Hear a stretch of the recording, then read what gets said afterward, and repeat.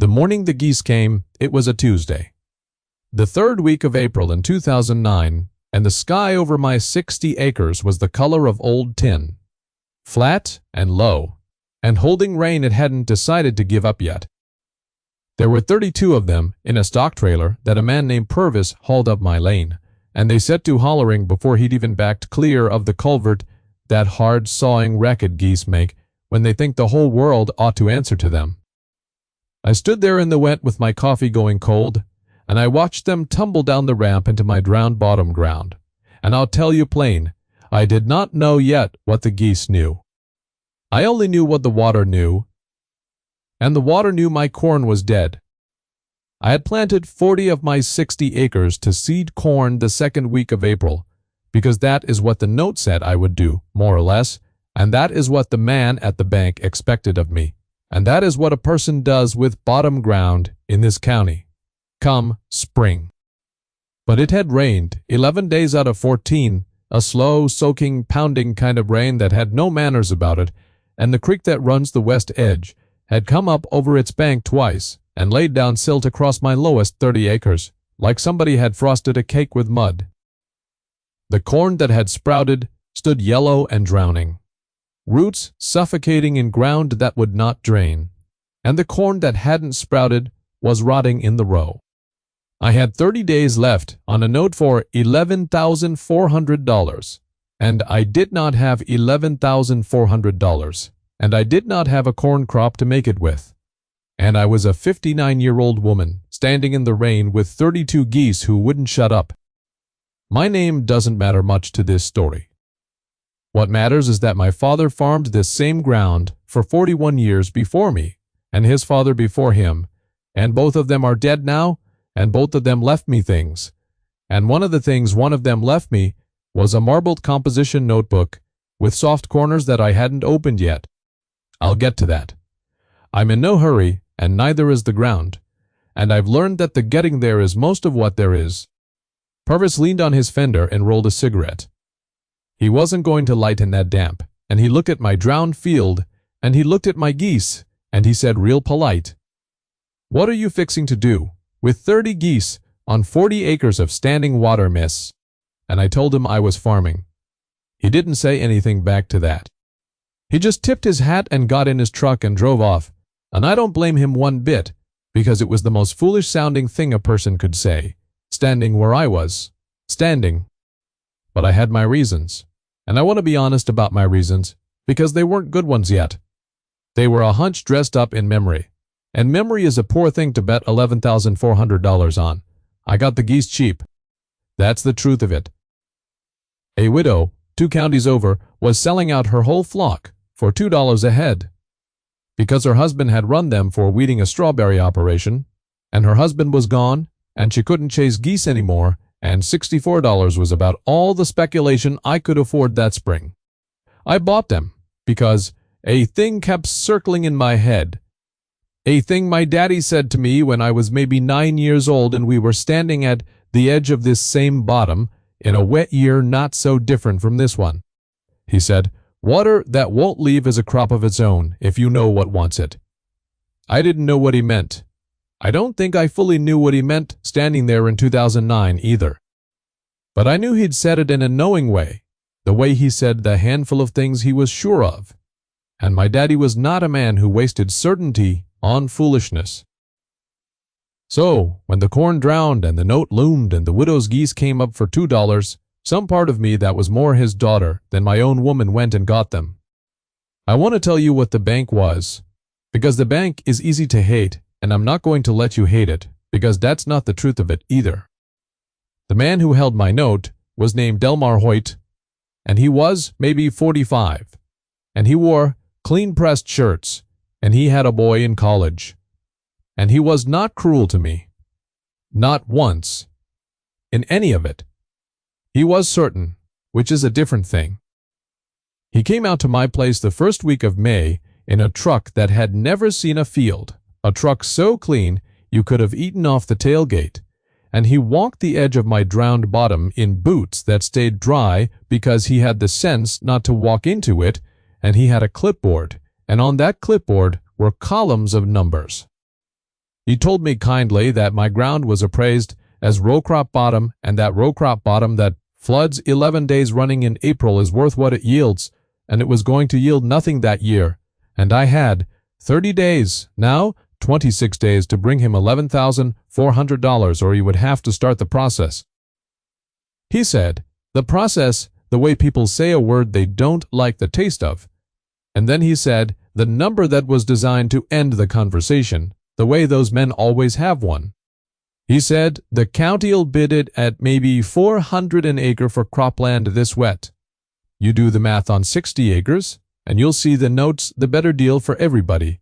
And he was so sure of that $400 an acre. And he believed it the way you believe the sun comes up. And I stood there and I did the math he wanted me to do.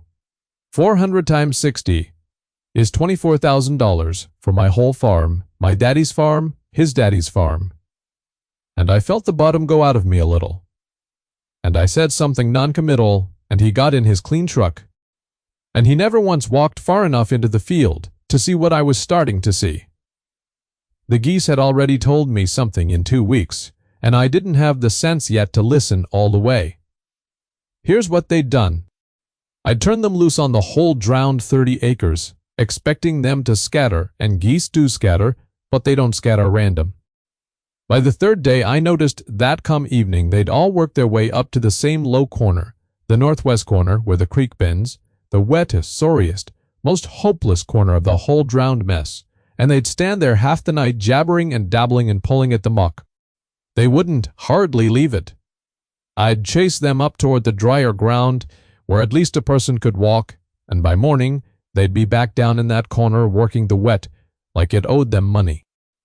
Animals do things for reasons, even when the reasons look like foolishness to us. And I've been raised to notice that, but I'd let myself forget it, the way you forget things when you're scared about money. I was so busy grieving my corn that I almost missed my geese trying to teach me.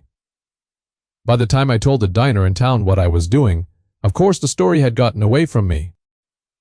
I made the mistake of mentioning it to the woman at the counter while I was buying feed, and by noon that same day the diner had a version of the story, and the version had grown, and in the version I'd heard back by the following week, I had bought 200 geese and was fixing to sell goose meat to a restaurant in the city and had lost my mind besides.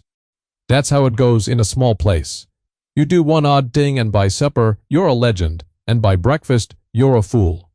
I've been both in this county more than once, and I've learned neither one lasts, so I let it be. What I didn't tell them, because I didn't have the words for it yet, was that the geese had started to feel less like a foolish purchase and more like a question somebody was asking me. And I'd learned from my daddy that when the land or the animals ask you a question, the polite thing and the smart thing are the same thing, which is to go find out. So one evening, the second week of May, with 20 days left on the note, I finally went and got the notebook. I'd known about the notebook for 3 years by then, since we cleaned out the machine shed after Daddy passed, and I'd found it in a coffee can of bolts up on the workbench, a marbled composition book gone soft at the corners with his careful pencil hand inside, and I'd read a few pages of it, weather and prices and the birth dates of cows, and I'd put it back because I wasn't ready. I'll own that.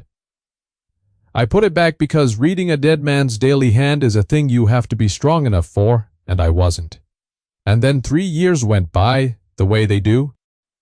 But that evening, I brought it into the barn, and I set it under the one bulb that still worked over the workbench, and I made myself go through it, page by page, because if my daddy had ever known anything about that northwest corner, and standing water and what the geese might be after, it would be in there, and it was. It took me most of 2 evenings to find it, going page by careful page through 11 years of his handwriting, because he didn't organize a thing. He just wrote the day down as it came to him, and a man's whole life turns out to be mostly weather and prices, but in a spread dated the spring of 1971, a wet spring, the year I was 21 and gone off working in the city thinking I was done with this place forever, my daddy had written a run of entries about the bottom that stopped me cold. He'd written, West bottom underwater 9 days. Corn lost on the low 25. And then a few days later, old Verlon says his people never fought this corner. Says it was a spring here before the ditch. Says there's blue clay and sweet water under the muck. Ran ducks on it his daddy's time.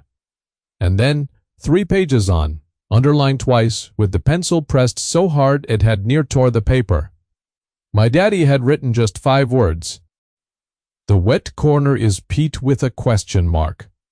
A question mark he never answered. He'd underlined it and he'd put a question to it, and then the entries just went on to the price of hogs and a cow that slipped a calf, and he never came back to it that I could find, not in 1971, and not in any year after. I sat there, under that one bulb, and I read those 5 words over and over. The wet corner is Pete. Now I want to explain. For anybody who hasn't spent their life with mud, why 5 words in a dead man's hand near knocked me off the workbench stool. Pete is dead plants. It's what you get where wet ground never dries enough to let the old vegetation rot away clean, so it just piles up, year on year, century on century, black and springy and slow, until you've got a deposit of the stuff, sometimes inches, sometimes many feet deep. And peat is worth money. Bagged and sold, screened and dried, peat and the muck that comes with the good black bottom is worth real dollars to nurseries and greenhouses, and people who bag potting soil more dollars per acre than any corn crop I'd ever cut in that bottom, if, and it's a big if you've got a genuine deposit and not just a wet spot with delusions. And my daddy had suspected it in 1971 and had never dug to find out, because in 1971 he had a corn crop and a hog operation and a wife and no time to go chasing a widower's story about a spring and sweet water and ducks in the old days. So the note went unanswered. 38 years it sat in a coffee can, waiting for a wet spring bad enough and a woman desperate enough to finally go put a spade in the ground and ask. And here's the part I can't explain and won't try to. The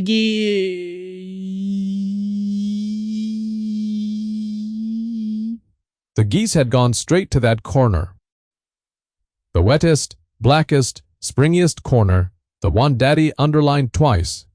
The one old Verlon's people never fought. And my 32 $2 geese had picked it out of 30 acres of drowned ground in 3 days and would not leave it, because geese are wetland birds down in the oldest part of themselves.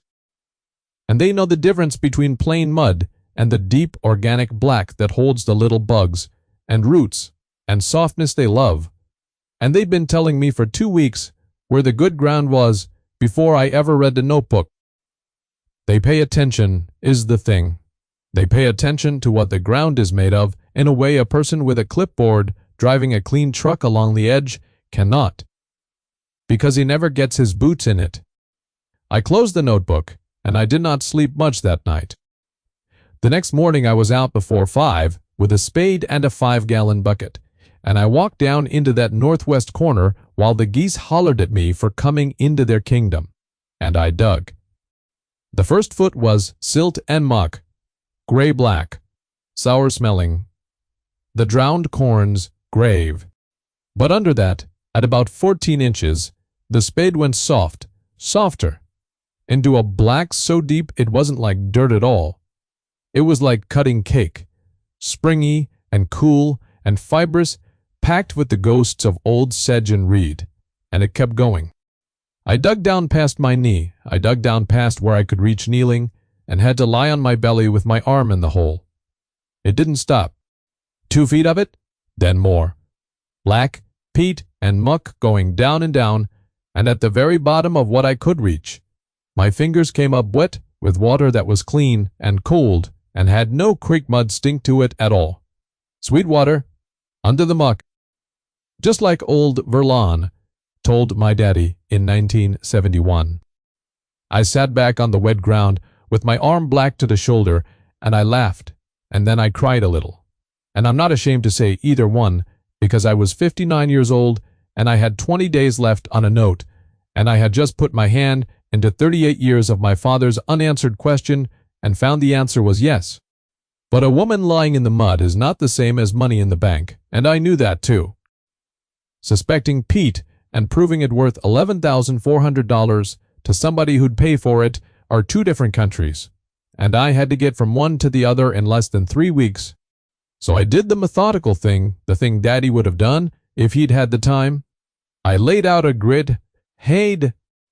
I got baling twine, and I staked off that northwest corner into squares, and over the next 4 days, in between chores and being tired in my bones, I dug a probe hole in each square, and I measured how deep the black went with a length of rebar marked in inches with white paint, and I wrote it all down in my own hand in the back of Daddy's notebook.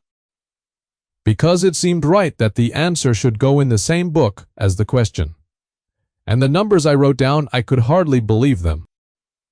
The deposit ran deepest at the creek bend, 7 feet 4 inches of good black muck and peat before the rebar hit the blue clay old Verlon had named, and it ran better than 3 feet deep across a solid 9 acres of that corner, and it thinned out gradual from there. 9 acres of it, at least, 3 feet and better, black gold sitting under a drowned corn crop that Delmar Hoyt had appraised at $400 an acre and been so sure of. I want to be careful here, because it would be easy to make this sound simpler than it was. Finding peat and selling peat are not the same, and I had no equipment and no buyer and no notion how a person even goes about it. So I made a phone call. The hardest and best kind of call, the kind where you admit you don't know something. And I called the man the co-op told me about, a fellow named Tibbs, who ran a small operation 40 miles off, screening and bagging soil products for garden centers. An old man by then, been at it his whole life. And I asked if he'd come look at some ground. He said he got asked that a lot. And it usually came to nothing, but he'd come out on a Saturday. He came out that next Saturday morning, the 16th of May, 17 days left on the note, and he was one of those men who don't waste words to begin with, and he walked out into my northwest corner in old boots that he did not care about getting black, right down into it where Delmar Hoyt never went. And he knelt, and he took a handful, and he worked it between his fingers, and he smelled it, and he went quiet. He stayed quiet a long time, kneeling there, working that black between his fingers, and the geese fussed around him, and he didn't pay them any mind. And then he stood up, and he looked out over the corner where I left my twine grid standing in the squares, and he looked at the 7-foot probe hole I dug at the creek bend, and he said one word. He said, "Substantial." That's all he said for a minute. Then he said it was as fine a natural deposit as he'd put his hands in 30 years, that most of what he bought came out of drained industrial bogs up north and cost him the earth to freight down. And that a local deposit, this clean and this deep, if I could get it out, was worth his coming back with equipment and a contract. Substantial. I held on to that word like a rope. Now I have to tell you the part that's less like a story and more like the plain grinding truth of getting a thing done, because vindication in a notebook is one thing, and vindication that pays a bank is another, and I still had 17 days and a number to make. Tibbs and I sat at my kitchen table that Saturday afternoon with Daddy's notebook open, between us and a pot of coffee going, and he explained to me how it works. Patient. The way a man who knows a thing explains it to somebody who's about to need to know it fast. He said the trouble with fresh-cut muck and peat is water, that it comes out of the ground more than half water by weight, and you can't sell water, so it has to drain and dry before it's worth anything to bag. And drying takes time and space and a spell of decent weather, none of which fully cooperates on demand. And I said I had 17 days, and he laughed, not unkind, and said, "No, ma'am, this isn't a 17-day business. Cutting and curing and screening and bagging a deposit like this is a 2-year business, done right, maybe 3. And my heart went down through the kitchen floor because I'd found the treasure, and it turned out the treasure was locked in a box that took years to open, and the bank did not care about years. I had days. But then Tibbs did a thing I will be grateful for, until I'm in the ground next to my daddy. He looked at that notebook, at the 1971 entries and the underlined question and my own grid numbers in the back. And he looked at me and he said, "You know what you've got here." And a thing a man knows he's got he can borrow against. And he explained that the deposit itself, proven, measured, sitting there in the ground, not going anywhere, was an asset, a real one, worth far more than 400 an acre, and that no sane banker would foreclose and sell for scrap a piece of ground with a documented mineral-grade organic deposit under 9+ acres of it, when somebody credible put a value on it. And Tibbs said he would put a value on it. He said he'd write me a letter on his letterhead as a buyer of 30 years standing, stating his professional estimate of what the in-ground deposit was worth and his intent to contract for it over the coming years, and that a letter like that from a man like him would change every number on Delmar Hoyt's clipboard. And then he did the other thing, the thing I hadn't dared ask. He said he'd pay me in advance against the first 2 years of cutting right then that spring, because he wanted this deposit tied up with a contract before some bigger outfit heard about it, and the advance he named was enough. It was more than enough. It was $14,000 against product he wouldn't fully take out for 2 years, and he was making a smart cold business bet doing it, not charity, because a clean local deposit saved him a fortune in freight. And I want that understood. Nobody rescued the poor widow woman. A shrewd old soil man made a shrewd deal on ground my geese found and my daddy suspected. And I proved that's the whole of it. That evening I sat with Daddy's notebook and I did the sums the way I'd been raised to do them, honest and out loud. $14,000 advance, $11,400 owed on the note. That left me $2,600, less what I'd spend on nothing much and more, coming as Tibbs cut the deposit over the next 2 years, and a farm that turned out to be worth a great deal more than the 400 an acre a certain clean truck had sworn to. I sat there, and I thanked my father out loud in an empty kitchen, which I'd never done before, for a coffee can and a question mark. 2 days after that, the 18th of May, with 15 days to spare, I called Delmar Hoyt and asked him to come out one more time, and I asked him to wear his old boots if he had any. And there was a pause on the line where I could tell he didn't know what to make of that, and he came out that Thursday. I met him at the edge of the bottom, same as always, but this time I didn't stop at the edge. I said, "Walk with me, Delmar." And I walked him down into the northwest corner, into the black, and to his credit he came, boots and all, and I showed him the probe holes and the twine grid and the 7-foot rebar, and I handed him Tibbs' letter on its letterhead with its number typed clean. And I stood there while a man who had been so certain read a piece of paper that unmade his certainty, line by line. He read it twice. He was quiet the way Tibbs had been quiet, and I've noticed that about men who know their business, that when the ground surprises them, they go still instead of loud. And then he folded the letter careful and he handed it back to me. And he looked out over my drowned bottom that he'd priced at 400 an acre, and he said, "This isn't cropland." And I said, "No, it never rightly was. My daddy just planted corn on it, because that's what a man did." And he nodded slow, and he said the note was no trouble.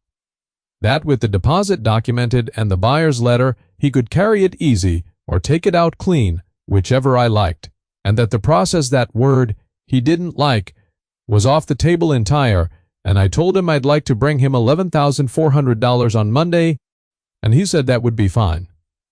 And then Delmar Hoyt, who was not a cruel man, only a certain one, did the thing that I have kept in my chest for all the years since as the truest small moment in the whole business. He looked down at the black on his boots. Boots he'd kept dry on my land for weeks, and he scraped one against the other. And he looked back out at that corner where the geese were carrying on, and he said, "I appraise a lot of ground. And then, I don't always walk it." That was all. He didn't apologize, and I didn't want him to, and he didn't marvel or make a fuss. He just said the true thing plain, the way you're supposed to, that he appraised a lot of ground, and he didn't always walk it.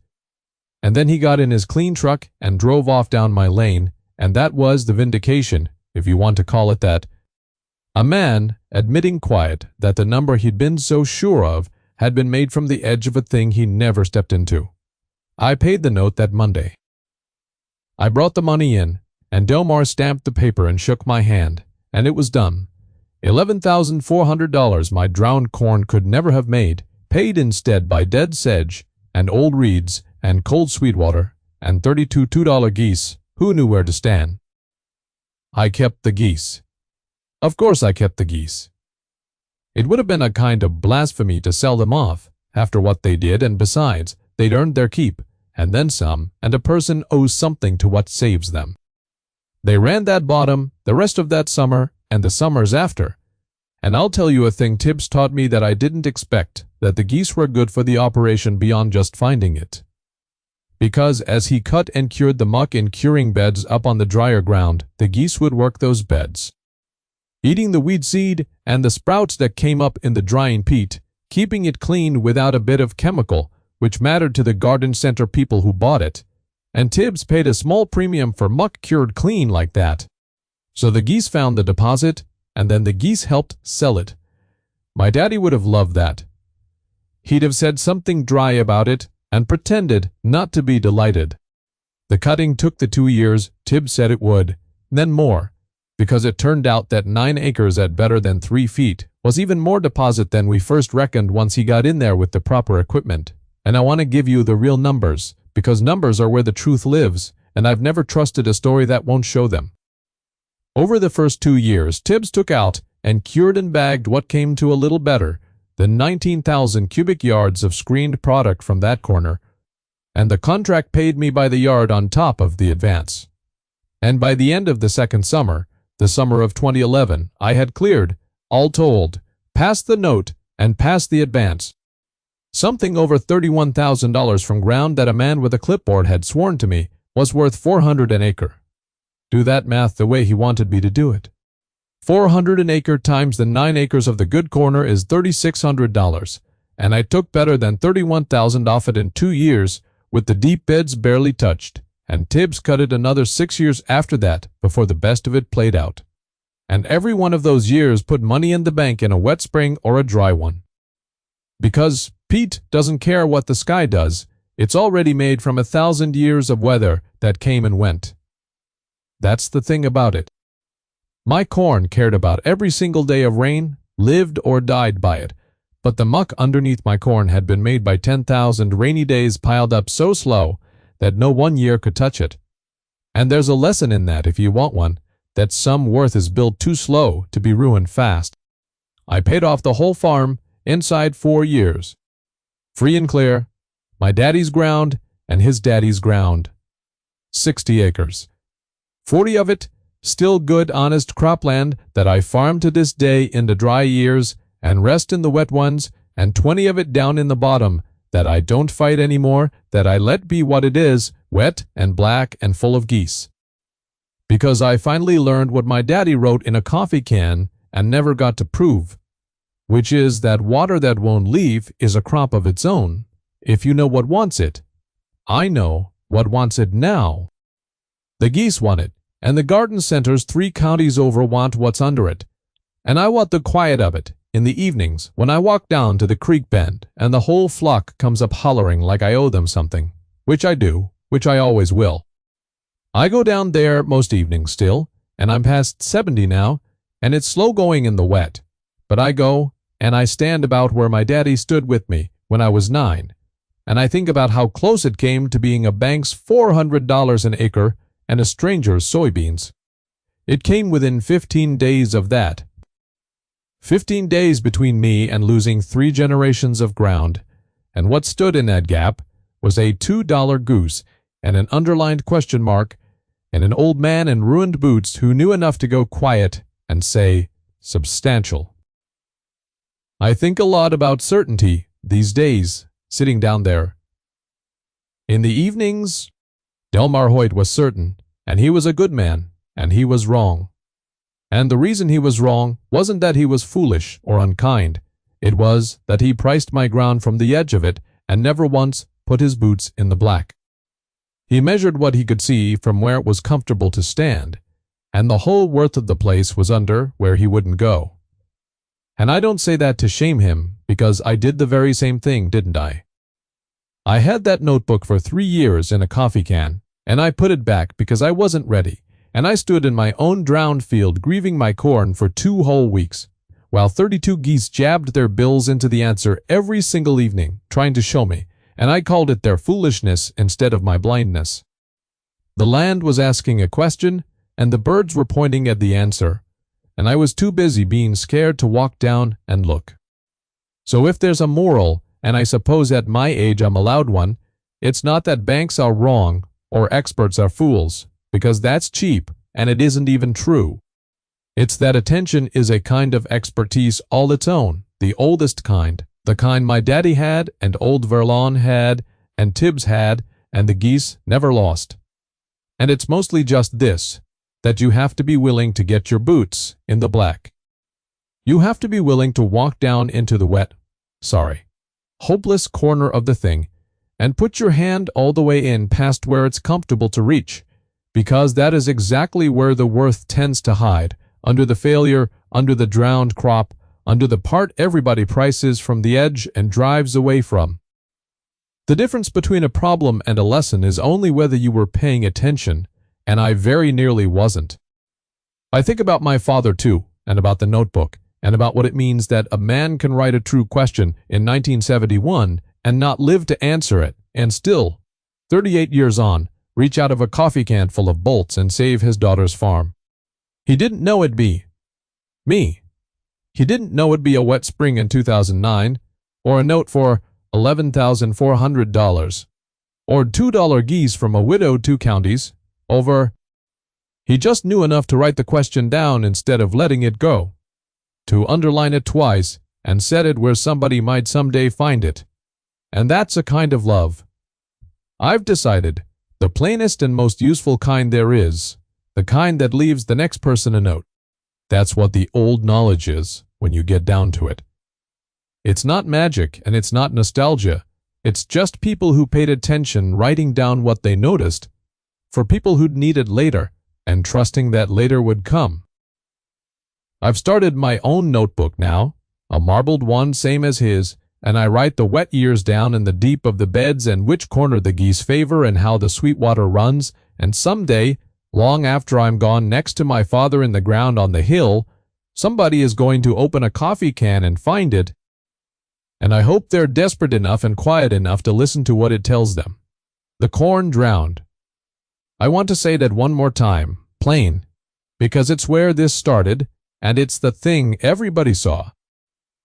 My corn drowned with 30 days on the note, and by every number on every clipboard I was finished, and the whole county had a version of it by noon, and the version had grown by breakfast. But under the drowned corn was 10,000 years of patient black waiting, and my daddy suspected it and never got to look, and 32 geese found it and couldn't tell me in words, and an old soil man knelt down and went quiet and said one true thing, and a certain man scraped his boots and admitted he didn't always walk the ground, and a scared woman past 50 finally got her hand into the black, and the bank got paid, not with corn, but with the thing the corn was standing on the whole time. So that's my story, and I've told it slow because it happened slow, and it deserves telling slow. If you've got your own drowned corner, your own played-out ground or old iron or foolish-looking thing that everybody prices from the edge and tells you to give up on, I'd truly like to hear about it down in the comments, because I've found there's more of us than the certain folks would guess. People sitting on a worth that only shows up if you're willing to put your boots in it. Tell me what yours is. And if this meant something to you, if you've got a coffee can somewhere with a question in it you haven't been ready to open, go on and subscribe and stay around, because we move slow on this channel. But I promise you we get there. Same as the ground does, same as the geese, same as the water that won't leave, which turned out my daddy was right to be a crop of its own after all.